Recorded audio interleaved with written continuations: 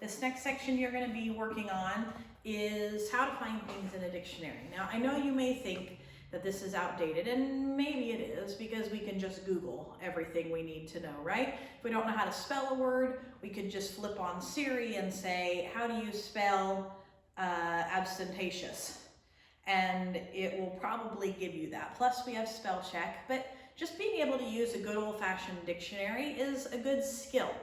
Now, one of the most important things to know about a dictionary is that everything's in ABC order, alphabetical order. It starts with the A's and ends all the way at the back with the Z's. So today, for our first lesson, I want you, some of you have these dictionaries that you've borrowed from me, others of you have your own, and either one is fine.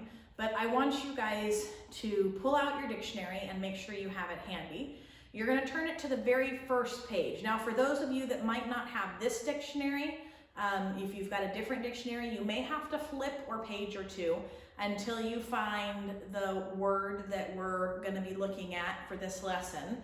I've chosen the word abandon because it's on the first page of this dictionary. It might be on the second page for some of the other dictionaries, but we're just going to do it to look at that word and see the examples. Now, in your lesson on page 218, which is part of your Tuesday's work, it gives a list of what information a dictionary has. So we're just going to go through that information so we know what kind of information a dictionary has, okay? So as we're looking at the word abandon, we're going to go through these things. Now, if you have a dictionary that's not mine and abandon is not at the top of your first page, pause me for a minute and find abandon so that you're looking at the word abandon. So go ahead and pause me if you need to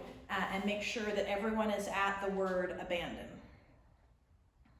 All right, so we're looking at the word abandon, and the very first thing that a dictionary does is it gives us the correct spelling of the word abandon. Now, if I sounded out the word abandon, I might come up with something like abandon.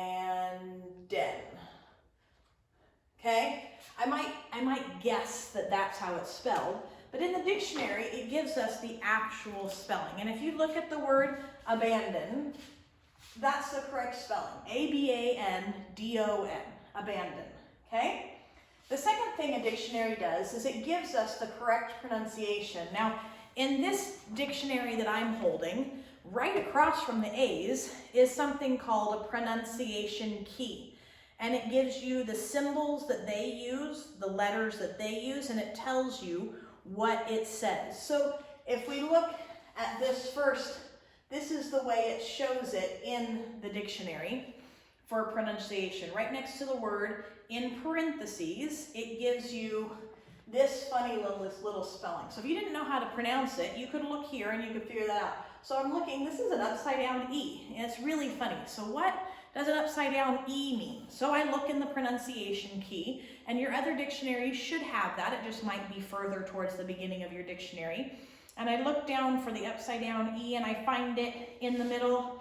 It means A as in go, so that's It also could be the E in take N, so or It could be the I in pencil, again. O is in lemon, U is in helpful. Okay, so one of those, so we know this is going to be abandon, okay? We know that because we know that word, but that helps us to pronounce it if it's a word that's a big word that we've never heard of before. The next thing that the dictionary does is it tells us the correct accenting of the proper syllable. And every word we have, we put an emphasis on one of the syllables. And so in this word, the accent is this tick mark. That's what this little line is that's the accent. It tells us which emphasis to put on the right syllable. So in abandon, we don't say abandon. We don't say abandon. We say abandon. We put the emphasis on the middle syllable. We say the middle syllable just a little bit louder than we say, or a little more forceful than we say the other syllables. Abandon. It's not abandon. It's not abandon. It's abandon. That's what the accent is. It tells us which syllable we say a little bit more correctly. One of the funny jokes that I've learned when putting the right emphasis on the correct syllable is you say it silly like this. Put the right emphasis on the correct syllable. It changes the word when you put the emphasis on the wrong one. We don't say emphasis, we say emphasis. It's the first syllable that we say a little bit louder, and we don't say syllable, we say syllable. We put it at a different spot. So it's important where the accent is, where the right emphasis is. Okay? Number 4 is it tells us the right syllabication.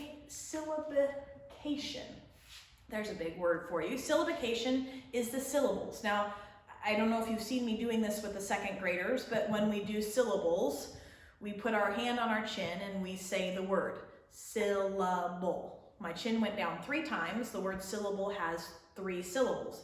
So if we were doing abandon and you were in second grade, I would say, let's say the word abandon. How many times did my chin go down? Abandon. 3 times. Well, in the dictionary, it breaks the syllables apart with these little dots. So if you look next to the word abandon, when it's spelling it, it has, right in the dictionary word, it has the syllabication. That's those dots. That tells you how many syllables are in the word, okay? The next part, the next thing the dictionary tells, is the parts of speech of the word.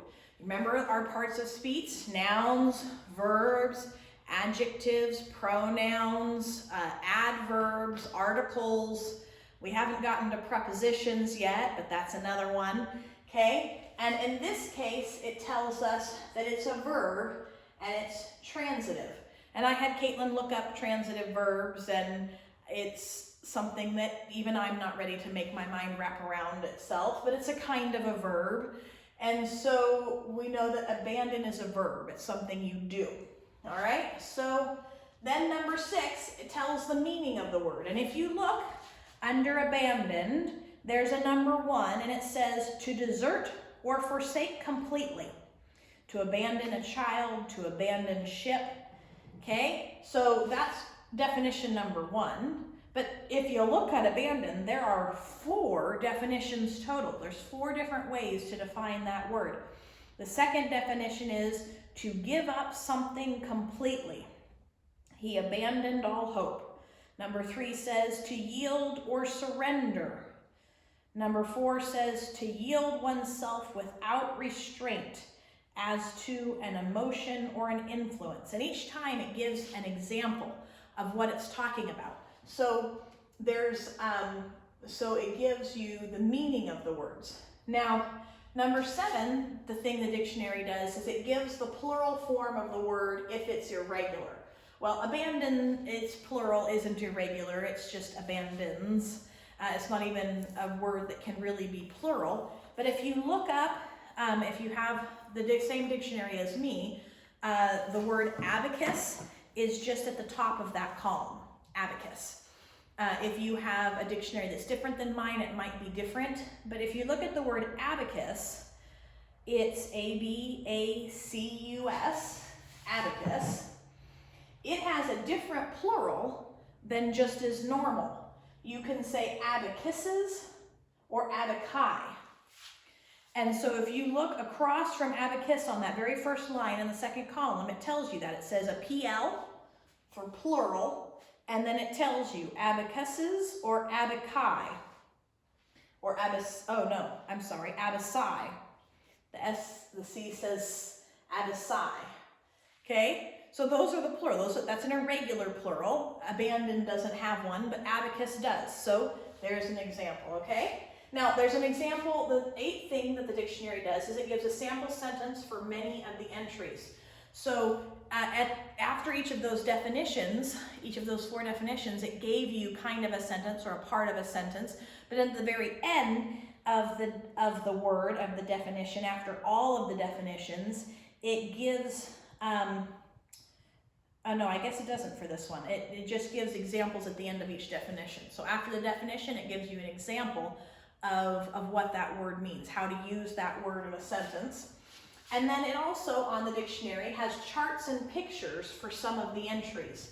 So there's no picture for abandoned, but if you're in my dictionary, you'll see there's several pictures on my dictionary. There's a picture of an aardvark, there's a picture of an aardwolf, there's a picture of an abacus, and there's a picture of an abalone. So there's all sorts of pictures. Sometimes there's charts, and they just give you a good visual for what's there. Now, another part of a dictionary is the guide words. Now, if you have my dictionary, I want you to just flip one page. If you have your own, you may already be on a page that has these. These are important. These are called guide words. Is this clearly seen, Caitlin, Caitlin's behind the camera helping me. Okay, there's these words in the corner, and they're called guide words. They help you find the words that are on the page. The first one is the word that's at the first word in the page. So you can see this first word in this one is Abby. And then the second word is abnegate. And that's at the very bottom. That's the last word on the page, is abnegate. So these words tell you in alphabetical order which words are on this page. So if any word comes between Abby and abnegate, it's going to be on this page. So words like abdomen, abduct,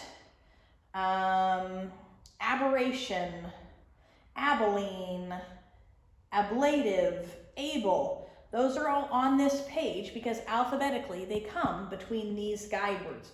So these guide words are actually really important in helping you find what word you're looking for in a dictionary. It's almost like when we look in the Bible, and on one side it'll say Matthew 2:1, and on the other side it'll say Matthew 3:24. It's letting you know that every verse that comes between Matthew 2:1 and Matthew 3:24 is in the middle there. Okay, so those guide words are going to be important. So I hope you have fun with this dictionary lesson and enjoy just doing something a little bit different for language.